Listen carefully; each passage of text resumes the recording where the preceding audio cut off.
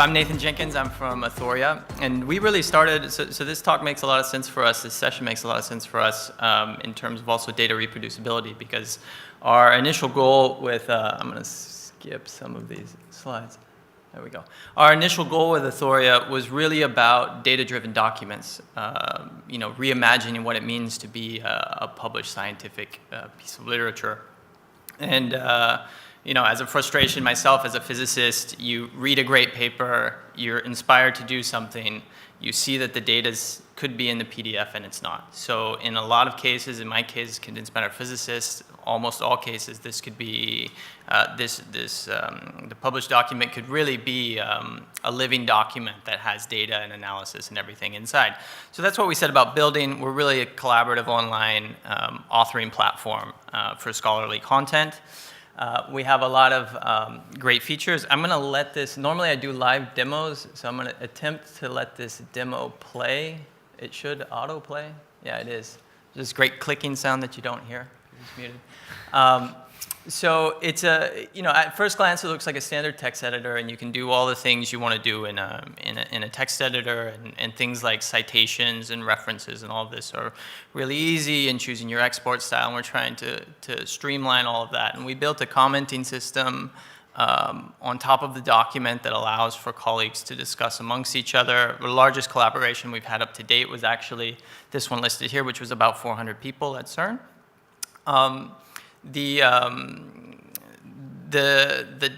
data part of the platform we're not going to show now, but I'd really be happy to answer any questions about that. So you can include arbitrary data sets, you can include interactive figures, you can include analysis that gets launched similar to, it sounds like how CodeOcean works. Lots of stuff going on there that I'm happy to talk about. Applied to peer review, so we are kind of getting started in hosting peer review. So we have a couple advantages to kind of traditional offline plus email systems. For one, we can eliminate email entirely. Two, you really have the entire document history with us that's easily mineable. We use a Git-based versioning system, and it makes it really sort of trivial. Software engineers know how to do this immediately, to go back and look through at how a document changes over time, how reviewers are making comments on those documents, etc. Let's see. So this is, I don't think it's worth going through maybe the whole video. I will give quite a brief talk. So what does Authorial offer to peer review? So you have resolvable comment threads, much like you have on many social platforms, and you have in-app communications. It's really about reducing that cycle time between communicating between a reviewer and an author and back to the reviewer. And as we currently tie into a number of publication systems, and we can communicate in both directions on that, and we're always looking for additional partners who are looking to trial a new authoring system, a new peer review system. The next step, so we do some pre-publication steps. So we offer DOIs, and we function quite like Archive does, but it's basically a modern version of Archive. Let me see, did I skip over anything? Oh, so, and the other thing is that, so reviewers, we can really, part of the discussion I think is interesting is, should review be open? Should review be anonymous? Should it be in the public's eye?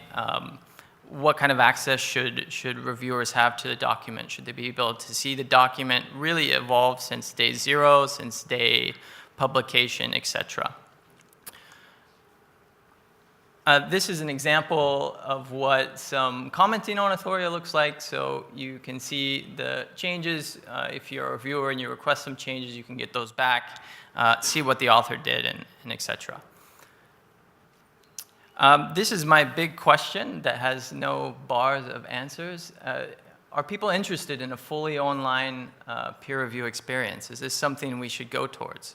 Is the current system broken, or is it sufficient? I maybe even have time. Whoa. Ooh. All right.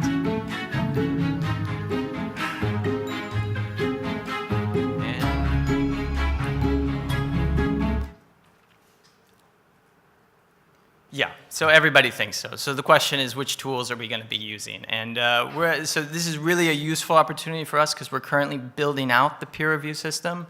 So to really hear thoughts from publishers on, if this is something you're interested in on what you need or what you expect or the integrations you would like to have, this would be fantastic for us.